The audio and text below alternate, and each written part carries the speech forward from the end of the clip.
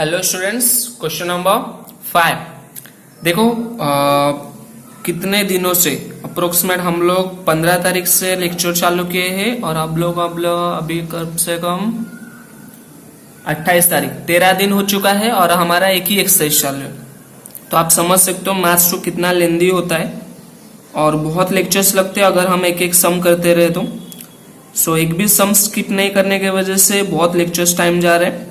सो मैं उम्मीद करता हूँ तुम लोग को लेक्चर समझ में भी आ रहा है और तुम लोग लिख भी रहे हो, क्योंकि बहुत मेहनत लगती है रे सच में। ठीक है, सो आज का question 5th one. Assume that F dash of 3 -1 दिया है। क्वेश्चन लिखा हूं ये इधर। जी डैश ऑफ 2 5 दिया, जी ऑफ 2 3 दिया and y is equal to f of ji of x, then find this. ये क्वेश्चन है बराबर। So y is equal to ये जो दिया था हमें ये फाइंड करना है ना, ये y इज इक्वल टू दिया था हमें ये फाइंड करना, मतलब डेरिवेटिव ऑफ y निकालना है। तो ये जो दिया था वो लिखा, डिफरेंशिएट किया तो दोनों तरफ डेरिवेटिव लगेगा, तो डेरिवेटिव ऑफ y और डेरिवेटिव ऑफ दिस टर्म। उसके बाद डेरिवेटिव ऑफ दिस टर्म मतलब एफ डैश लगा देने का बस। डेरिवेटिव मतलब अभी कोई ऐसा फंक्शन है ना, सिर्फ अल्फाबेट में लिखा गया तो इधर डैश लगा देने का। अगेन डेरिवेटिव ऑफ क्या होगा अंदर का, बिकॉज ये x नहीं था बराबर।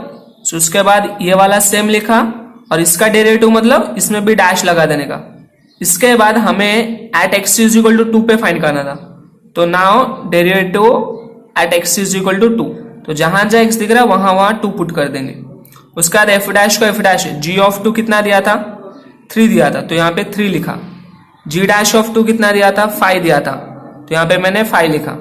उसके बाद एफ डैश ऑफ 3 कितना दिया था -1 दिया था, तो -1 इंटू 5, -1 इंटू 5 -5, तो ये हमारा आंसर आया समझ में। सिमिलरली 6th वन क्या है, h ऑफ x ये दिया है, f ऑफ 1 ये दिया है, g ऑफ 1 3 दिया है, f डैश ऑफ 1 3 दिया है, g डैश ऑफ 1 4 दिया है।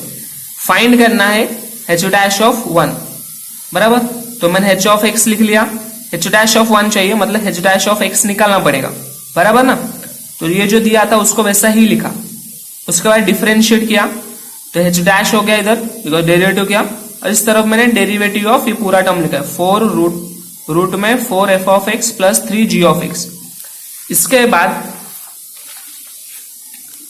मैंने क्या किया, h डैश ऑफ एक्स को h डैश ऑफ एक्स ही था बराबर, ये रूट एक्स से तो 1/2 रूट एक्स हो गया। अगेन डेरिवेटिव ऑफ एक्स नहीं था तो वापस डेरिवेटिव हुआ। इसको सेम लिखा है, 4 कांस्टेंट है तो बाहर आ गया। Derivative of F of X क्या होगा एफ डैश एक्स, 3 को 3, derivative of ji of X का G dash X. Now at x is equal to 1, because question में पूछा था h डैश ऑफ 1, तो at x is equal to 1 जहां जहां एक्स दिख रहा है वहां 1 पुट कर दो, तो डाल दिया 1।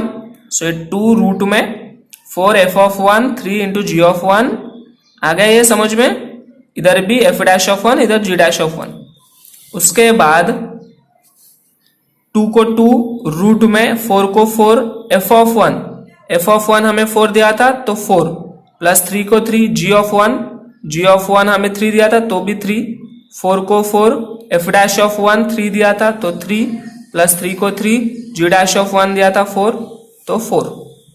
पुट करने के बाद 2 को 2 स्क्वायर रूट में 4 4 जो 16 3 3 जो 9, 16 प्लस 9 25, इधर 4 3 जो 12 3 4 जो 12, 12 प्लस 12 24, 2 से 24 को कैंसिल कर 12 ऊपर 12 1 जो 12, स्क्वायर रूट ऑफ 25 5।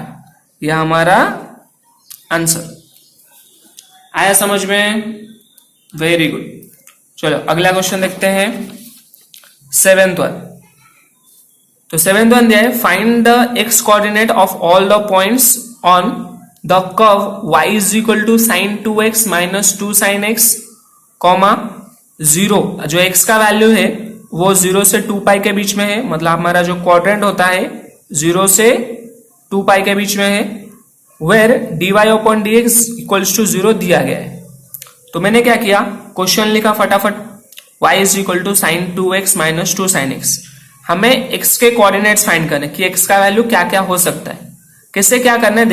देखो क्वेश्चन ये सॉल्व करने के बाद समझ में कि क्वेश्चन पूछ क्या रहा था। तो y is equal to sine 2x minus 2 sine x, differentiate किया, डेरिवेटिव इधर y लगा, derivative of sine 2x, 2 constant है बाहर आया, डेरिवेटिव ऑफ साइन x। उसके बाद 0 को equal to 0, derivative of sine 2x, sine 2x का derivative cos 2x, again derivative of 2x minus derivative 2 को 2, derivative sine x cos x। यहाँ पे डेरिवेटिव ऑफ 2x क्या हो गया, 2 हो जाएगा, x का तो 1 हो जाएगा, 2 कांस्टेंट बाहर जाएगा, तो 2 cos 2x minus 2 cos x, दोनों के पास 2 है, 2 कॉमन ले लो और डिवीजन में चला तो ये 0 ही हो जाएगा। तो ये स्टेप मिलेगा cos 2x minus cos x equal to 0। ठीक है, समझ में आ रहा है। उसके बाद ये cos 2x का आपका लॉग बुक में एक फॉर्मूला है, cos 2x का एक फॉर्मूला है 2 cos स्क्वायर x माइनस 1। कौन सा फॉर्मूला है, 2 cos स्क्वायर x माइनस 1। सो ये रहा 2 cos स्क्वायर x माइनस 1 और ये माइनस cos x बीच में लिखा है। ये तुम्हारा एक क्वाड्रेटिक इक्वेशन बन गया ना, अभी समझ में आ रहा है ये क्वाड्रेटिक इक्वेशन। देखो तो 2 cos square x minus 2 cos x plus है, देखो 2 1 माइनस 2, ऐसा दो नंबर ढूंढो जिसका मल्टीप्लाई करने पे माइनस 2 आएगा, उसी दो नंबर का प्लस माइनस करने पे माइनस 1 आना चाहिए।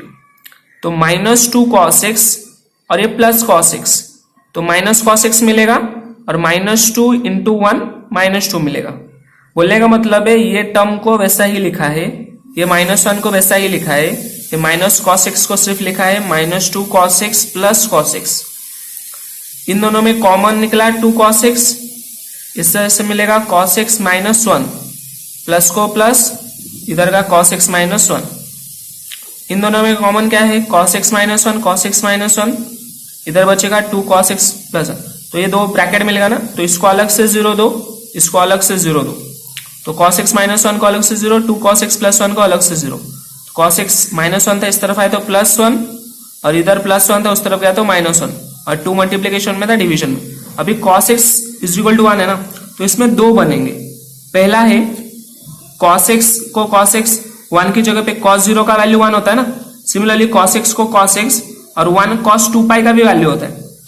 तो cos cos कैंसल, इधर भी cos cos कैंसल, तो x इज इक्वल टू 2 पाई और x इज इक्वल टू 0। अरे ये दो मिलेगा। इधर क्या हो रहा था, ये माइनस हाफ था, तो cos x को cos x माइनस को माइनस, cos में हाफ कब होता है, cos 60 में, cos 60 मतलब पाई बाई 3। अभी माइनस cos पाई बाई 3 कब होता है, हमारे पास एक फॉर्मूला है cos पाई माइनस थीटा।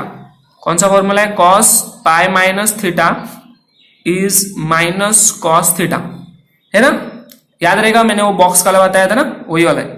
तो cos x को ये माइनस cos पाई बाई 3, इसको ऐसा लिख सकते हैं, ये जो माइनस cos थीटा है उसको ऐसा लिखना था, cos pi minus pi by 3।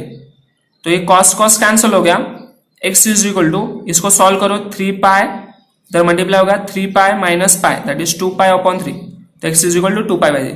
तो x का वैल्यू क्या क्या पता चला, 0 2 पाई बाई 3। बस यही था कि x के वैल्यू क्या, x का जो कोऑर्डिनेट फाइंड करना यही था। अभी सुनो ध्यान से, जो 10th क्वेश्चन था, जो 8th क्वेश्चन था, 10th नहीं 8th क्वेश्चन था, वो एक्टिविटी क्वेश्चन से, मतलब फिलिंग द ब्लैंक्स टाइप है, उसको फिल कर लो, एक्सरसाइज खत्म हो जाएगा। हम लोग फिर अगले एक्सरसाइज में मिलते हैं, ठीक है। कोशिश रहेगा कि जब हमारा मे मंथ स्टार्ट हो तो मैथ्स 1 मैथ्स 2 दोनों के लेक्चर्स पैरेलली आएंगे, बाकी लेक्चर्स तो आएंगे ही। देखो रे, सारे टीचर स्टाफ सपोर्ट करने चाहिए, तभी जाके सारे लेक्चर्स हो पाएंगे, ठीक है। सब चीज निराकरण नहीं पढ़ाते, है ना। चलो बाय, मिलता हूं जल्दी।